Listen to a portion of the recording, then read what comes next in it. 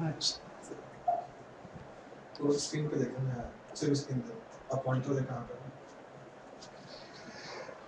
देखो हम लोग क्वाड्रिलेटरल आज पढ़ने वाले हैं ना। क्वाड्रिलेटरल मीन्स क्या हो गया, डायरेक्टली आप ये समझो कि 4 साइड्स होने चाहिए, है ना।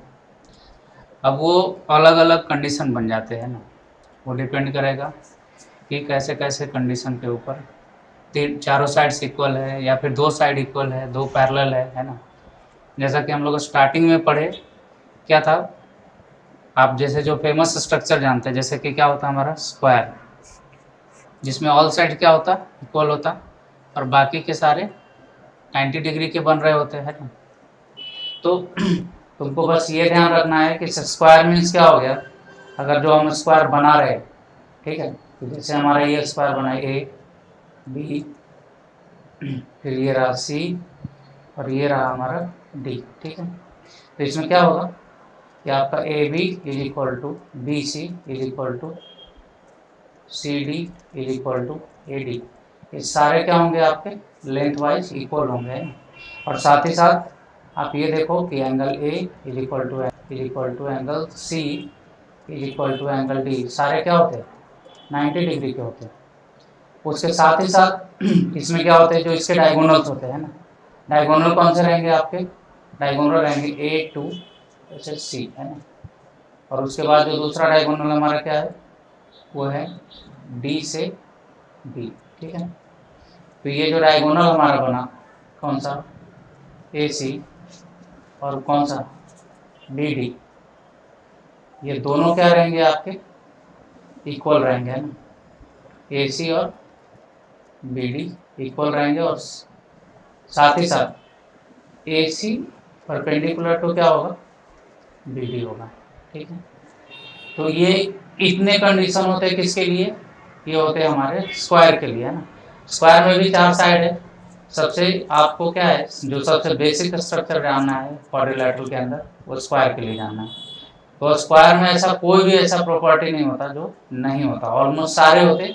बाकी जैसे जैसे एक एक प्रॉपर्टी चेंज होंगे, सब सिमिलर हो जाएंगे, अलग अलग होते जाएंगे।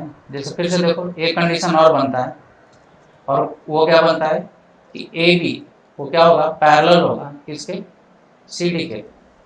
साथ ही साथ दूसरा जो कंडीशन हमारा बनता है वो क्या बनता है कि ए डी पैरेलल होगा किसके बी सी के, ठीक है।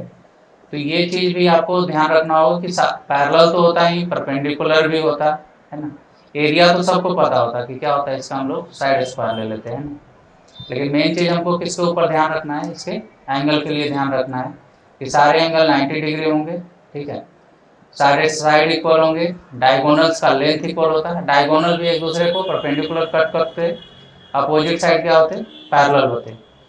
इतने कंडीशन किसके लिए होते हैं, हमारे स्क्वायर के लिए होता है। और यहाँ से हम लोग बाकी इसका एरिया का हम बात करते हैं, जो कि आपको इसमें सिर्फ आपको ज्योमेट्री के बारे में जानना है, तो एरिया के बारे में हमको जानना नहीं है, ठीक है। तो ये किसके बारे में था, इसके बारे में आप इसको नोट करके रखो, है। फिर हम लोग दूसरे स्टेप उसके ऊपर हम जाते हैं ना।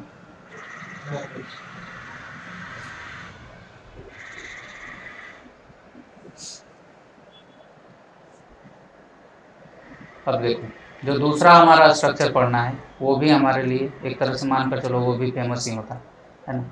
वो हम किसके लिए पढ़ने जा रहे हैं, वो है हमारा पैरेललोग्राम, ठीक है। फिर से मैं बना देता हूँ।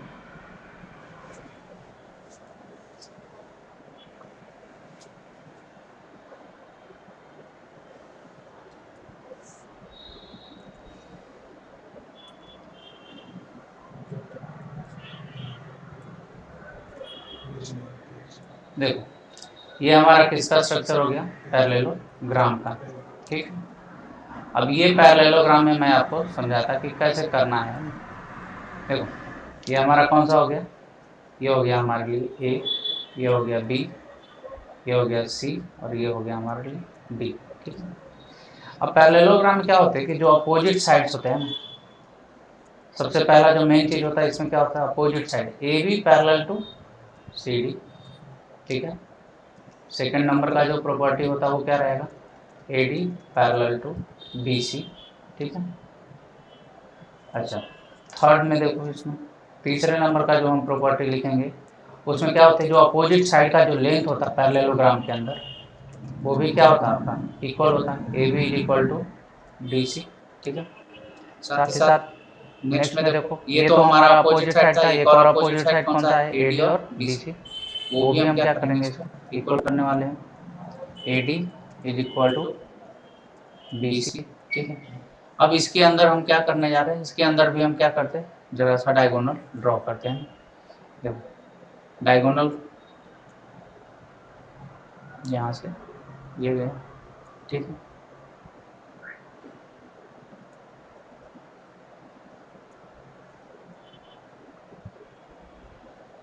ठीक है, और दूसरा हमारा क्या है, सी से। ठीक, ये जो इसके अंदर जो डायगोनल्स होते हैं पैरेललोग्राम में वो इक्वल नहीं होते हैं ना।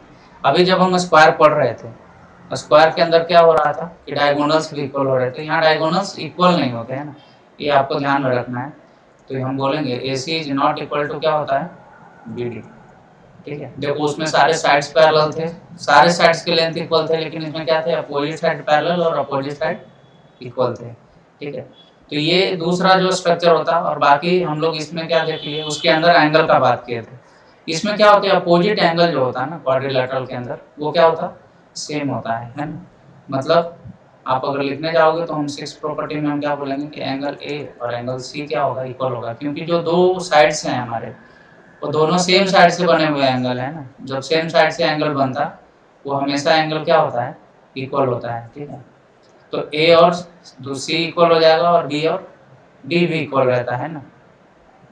अब देखो इसके लिए मेन इसके अंदर अब हम जाएंगे तो इसका एरिया जो होता वो नहीं पूछा जाता है ना पैरेललोग्राम का।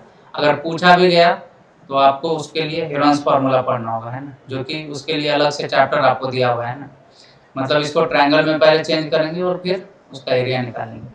तो मेन इसके प्रॉपर्टी यही सब रहते हैं ना।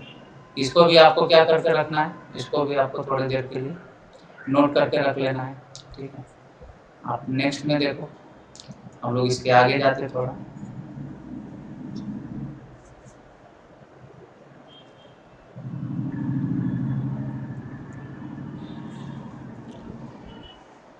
अब जो अगला हमारा ये रहा है ना, अब हम किसके बारे में जान रहे थे, रोम्बस के बारे में पढ़ने जा रहे हैं। रोम्बस के बारे में जानना क्यों जरूरी है, क्योंकि रोम्बस और स्क्वायर ऑलमोस्ट क्या होता है, सेम। पैरेललोग्राम हमने इसलिए बताया उसके बाद, क्योंकि क्या होगा, क्योंकि दोनों स्ट्रक्चर में फर्क हो जाते हैं। तो हम यहाँ पे थोड़ा रोम्बस ड्रॉ करने जा रहे हैं।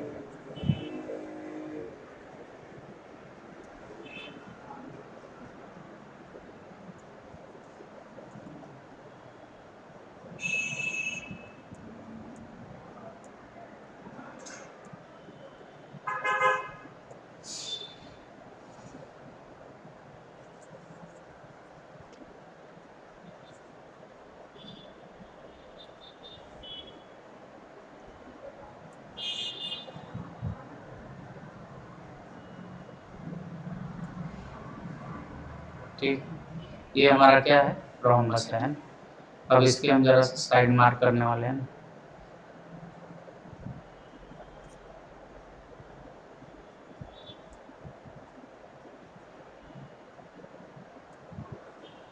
देखो ये हमारा कौन सा साइड है, ये हो गया। इसको पॉइंट हम वर्टिसेस को जो है पॉइंट देने वाले, ए बी सी और डी। ठीक है, रोम्बस में क्या होता है, रोम्बस और ये स्क्वायर ऑलमोस्ट सेम होते हैं, कुछ प्रॉपर्टीज के अलग होते हैं। जैसे जो सेम होते हैं पहले हम उसको करने जा रहे हैं। सारे लेंथ इक्वल होंगे, A B is equal to C D, B C और ए डी।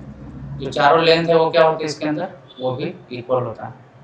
दूसरा जो इसका प्रॉपर्टी होगा, देखो उसमें हम लोग क्या पढ़े थे, सारे एंगल कितने डिग्री के होते हैं, 90 डिग्री के। Angle A, angle B, angle C और एंगल डी। लेकिन इसमें कोई भी एंगल क्या होगा, 90 डिग्री का नहीं रहेगा। ठीक है, 90 डिग्री के नहीं होते हैं। ये ध्यान रखना है, ये प्रॉपर्टी क्या है आपका, उसमें से बिल्कुल अलग कर देता है उसको, है ना। नेक्स्ट में देखो जरा सा, जब ये अलग अलग हो गए उसके बाद क्या होता है, इसके हम किसके ऊपर बात कर लेते हैं, पैरेलल के ऊपर, है ना। तो इसके सारे जो अपोजिट साइड एक दूसरे के पैरेलल होंगे, जैसे हमारा ए बी किसके पैरेलल हो गया, सी डी के, और साथ ही साथ किसका, ये हम लोग देख लेते बी सी पैरेलल टू क्या हो जाता ए डी। ठीक है, उसमें भी क्या होते, उसमें भी सारे पैरेलल होते थे अपोजिट वाले, इसमें भी पैरेलल हो गए। यहाँ पे देखो इसके हम डायगोनल्स का बात कर लेते हैं, ये जो हम डायगोनल्स है हमारा है,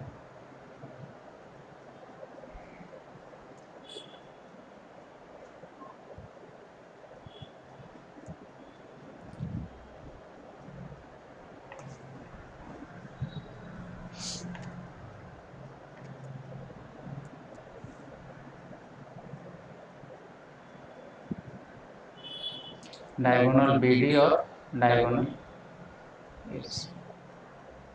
ठीक है, ये जो डायगोनल्स होते हैं वो एक दूसरे को क्या करते हैं, 90 डिग्री पे कट करते हैं। ठीक है, सारे डायगोनल्स, मतलब ये जो इसमें जो दोनों डायगोनल हुए कौन कौन सा, पहला तो ए सी और कौन सा बी डी, ये एक दूसरे के ऊपर क्या होते हैं, परपेंडिकुलर होते हैं ना, ये आपको ध्यान रखना है। साथ ही साथ इसका जो एरिया होता है, ये जो डायगोनल का जो लेंथ होता है ना, वो लेंथ भी इक्वल नहीं होता है ना। तो जो फिफ्थ प्रॉपर्टी हमारा रहेगा वो यही है ना, A C is not equal to B D, ये कभी भी इक्वल नहीं होगा। साथ ही साथ जो हम एक डायगोनल है ना, फिलहाल हम उसको कैसे मेंशन करते हैं, जो हमारा ए सी है उसको क्या मान ले रहे हैं, डायगोनल 1, एंड जो हमारा बी डी है उसको हम क्या मान लेते हैं, डायगोनल 2, उसको D2 लिख दे रहे हैं। जब आपको इसको एरिया लिखने का बात आएगा तो हम लोग क्या लिखते हैं, half into D1 into D2। Otherwise अगर आप हेरोन्स फार्मूला पढ़ लेते हो तो भी इसको भी हम वैसे ही सॉल्व कर सकते हैं जैसे हम बाकियों को कर देते हैं। इसको भी 4 इक्वल ट्रायंगल में डिवाइड करके हम इसको कैलकुलेट कर सकते हैं। अदरवाइज अगर आपको डायगोनल का लेंथ पता है तो भी निकाल सकते हो, उसके भी हेल्प से हम लोग इसका एरिया निकाल लेते हैं। क्योंकि नॉर्मली स्क्वायर में हम लोग एरिया क्या पढ़े थे, साइड स्क्वायर है ना, लेकिन यहाँ पे साइड स्क्वायर नहीं होगा, यहाँ क्या होता है, डायगोनल का प्रोडक्ट होता है। और ध्यान रखना है कि डायगोनल एक दूसरे को 90 डिग्री पे कट करते, सारे साइड्स अपोजिट साइड जो होंगे वो पैरेलल होंगे। ठीक है, सारे लेंथ जो होते हैं इसके अंदर इक्वल होते हैं। स्क्वायर और इसमें यही फर्क है, उसमें 90 डिग्री पे होते थे सारे साइड एक दूसरे के, है ना, इस बार सारे 90 डिग्री पे नहीं रहेंगे। ठीक है, देखो ये रोम्बस के लिए मेन यही पॉइंट है ना। अब हम लोग इसमें फिर से आपको नेक्स्ट जो स्ट्रक्चर आपको पढ़ना है वो क्या पढ़ना है, वो हम जाते हैं रेक्टेंगल के बारे में। हाँ, एक चीज और पूछा जाता है ना, कॉन्वर्स के बारे में जो स्टेटमेंट वाले जो क्वेश्चन होंगे वो कैसे पूछे जाते हैं, कि तुमको पूछा जाएगा कि से लिखते ऐसे, every square is rhombus but every rhombus is not a square। मतलब जितने भी स्क्वायर होते हैं उसको रोम्बस हम बोल सकते हैं ना, लेकिन जो रोम्बस होते हैं वो स्क्वायर नहीं होते हैं ना। स्क्वायर होने के लिए कंडीशन क्या है, रोम्बस होने के लिए कंडीशन है कि सारे साइड्स इक्वल होने चाहिए। ठीक है, उसमें और क्या होते हैं, अपोजिट साइड पैरेलल होने चाहिए, डायगोनल परपेंडिकुलर होने चाहिए, तो वो सब के सब कंडीशन इसके अंदर फुलफिल हो जाता है ना। लेकिन स्क्वायर के केस में स्क्वायर होने के लिए आपको साइड्स भी इक्वल होने चाहिए और दो साइड्स के बीच का एंगल कितने डिग्री का होना चाहिए, 90 डिग्री का। तो ये स्टेटमेंट के ऊपर भी ध्यान रखना है। और साथ ही साथ इसमें से एक स्टेटमेंट और अलग से निकल के आएगा जो कि हम लिखते हैं, उसके लिए भी वहाँ पे देखो आपको क्या आएगा कि जो हम अब पढ़े पैरेललोग्राम है ना, तो पैरेललोग्राम ना ही क्या होता स्क्वायर होता है और ना ही क्या रहेगा, रोम्बस रहेगा, है ना। उस चीज़ पे आपको ध्यान रखना है। ठीक है, तो ये स्टेटमेंट के रूप में इसको पूछा जाता है ना।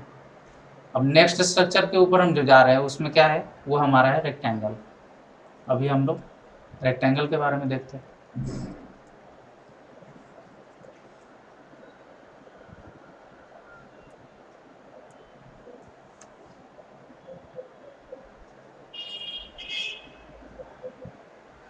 ठीक है, ये हमारा हो गया रेक्टेंगल। ठीक है, अब हम यहाँ पे ज़रा सा इसका मार्किंग कर लेते हैं। ये हमारा ए बी, ये है सी और ये है डी। ये क्या होता 90 डिग्री, ये भी होता 90 डिग्री, साथ ही साथ ये हमारा ये भी 90, ये भी 90। इसमें भी जो हम लोग बनाते डायगोनल्स, वो भी हम बना देते इसमें, क्योंकि हमको डायगोनल्स के भी रिक्वायरमेंट लगेंगे। अब देखो रेक्टेंगल के लिए क्या क्या चीज़ें इंपॉर्टेंट है।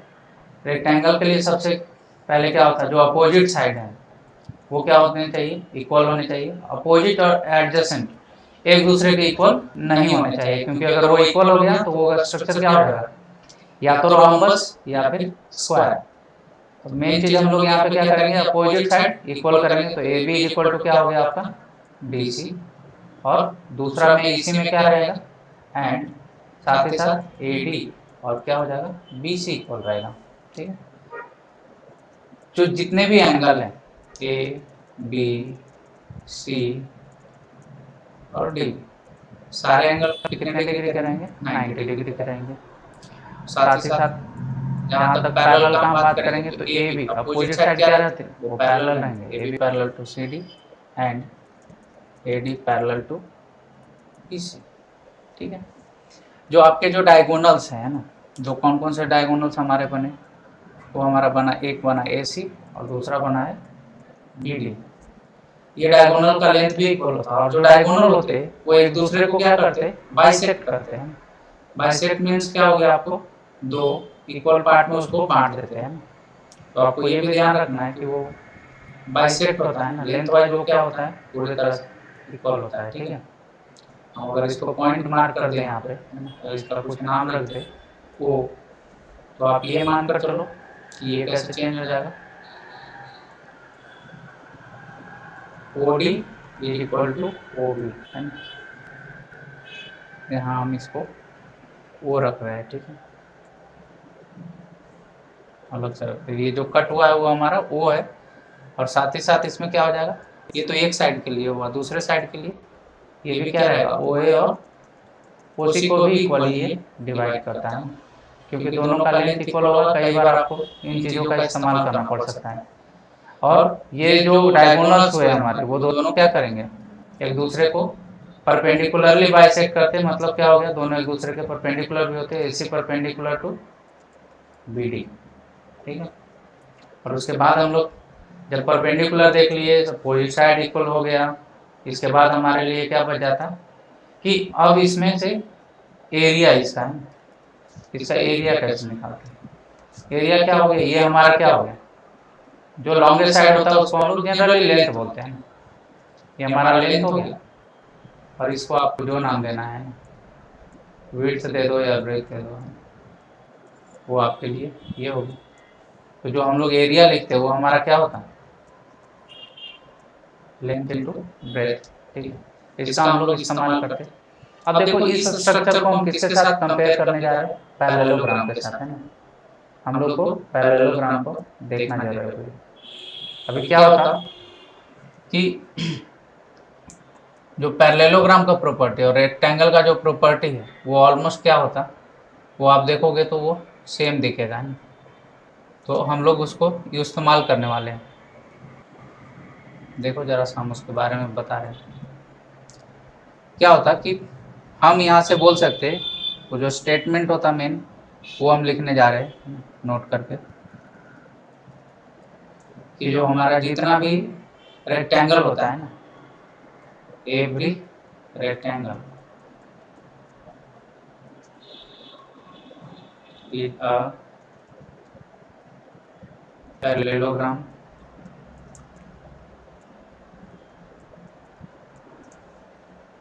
बट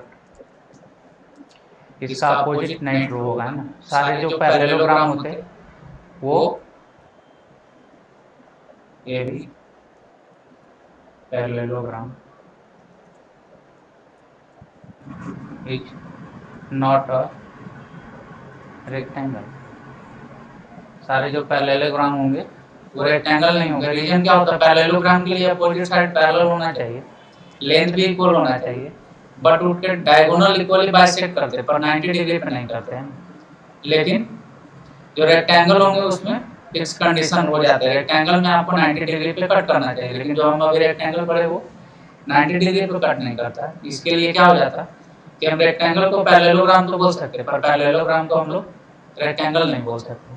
ठीक है, तो ये हमारा कौन सा हो गया, अभी तक हम लोग कौन कौन सा जाने, स्क्वायर जाने, उसके बाद पैरेललोग्राम, फिर रोम्बस और रेक्टेंगल। अब जो लास्ट जो स्ट्रक्चर है जो कि होता है वो अनइवन टाइप का स्ट्रक्चर है, उसके बारे में हम जान रहे हैं, जिसको हम लोग क्या बोलते हैं, डायरेक्टली आप मान के चलो हम लोग उसको क्वाड्रिलैटरल ही बोलते हैं उसको, है, जिसके अब क्या है यहाँ पे कोई भी साइड्स इसके इक्वल नहीं होंगे, है, और अपोजिट साइड सिर्फ क्या रहेंगे, पैरेलल रहेंगे ना, सिर्फ इसमें एक सिमिलरिटी आपका आएगा। ठीक, यहाँ से ये बना और यहाँ से, ठीक, ये क्या हो गया, ए बी सी और डी। हम इसके थोड़ी देर के लिए क्या कर रहे हैं, डायगोनल्स पे ड्रॉ कर रहे हैं। ठीक, देखो इस ये हमारे लिए क्या हो गया, ये हमारा, इसको इन जनरली इसको क्वाड्रिलैटरल ही बोल देते हैं। ठीक, सबसे पहला देखो इसमें क्या होता, A B parallel to D C, और दूसरा जो इम्पोर्टेंट होता है इसके अंदर कि दो साइड इसके पैरेलल, दो साइड पैरेलल होंगे, ए बी और डी सी पैरेलल है, पर कौन सा पैरेलल नहीं होता आपका, A D is not parallel to B C. ठीक है, लेकिन लेंथ वाइज क्या है, ए बी और डी सी इक्वल नहीं है, पर ए बी और बी सी क्या होता है, लेंथ वाइज हमारा इक्वल होता है। ठीक है, तो यहाँ पे आपको ये चीज ध्यान रखना है कि ए बी और बी सी जो पैरेलल साइड होगा उसका लेंथ नहीं इक्वल होगा, और जो नॉन पैरेलल साइड है ना, उस नॉन पैरेलल साइड का क्या होता है, लेंथ इक्वल होता है। ठीक है, ये हमारा लेंथ वाइज इक्वल होगा। और ये जो अभी हमने क्या ड्रॉ किया है, इसके डायगोनल से जो हमने ड्रॉ किया है, तो यहाँ पे क्या करते हैं हम लोग कि डायगोनल्स जो होता है इसमें, डायगोनल्स का भी लेंथ, इसमें डायगोनल के लेंथ के बारे में वैसे ज़रूरत नहीं होता इसके अंदर, लेकिन फिर भी देखो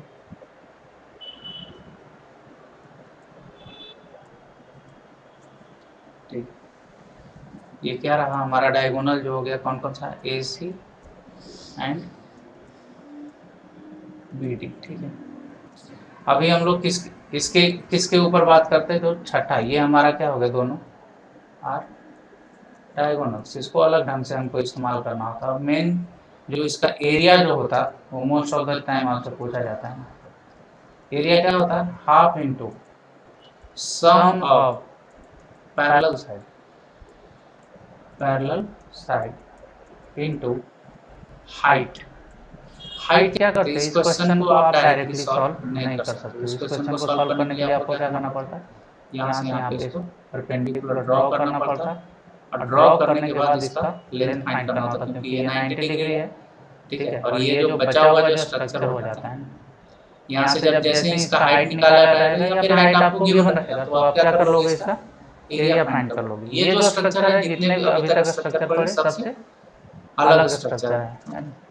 तो क्या होते हैं, इतने टाइप के आपको स्ट्रक्चर इसके अंदर पढ़ने के लिए आपको और भी स्ट्रक्चर होते हैं इसके अंदर, या आप कुछ भी ड्रॉ कर सकते हो, है ना, मतलब कुछ भी हमको जो जैसे मन कर रहा है हमको ऐसे करके ऐसे बना दे, ठीक है, या फिर हम ऐसे लिख कर दे।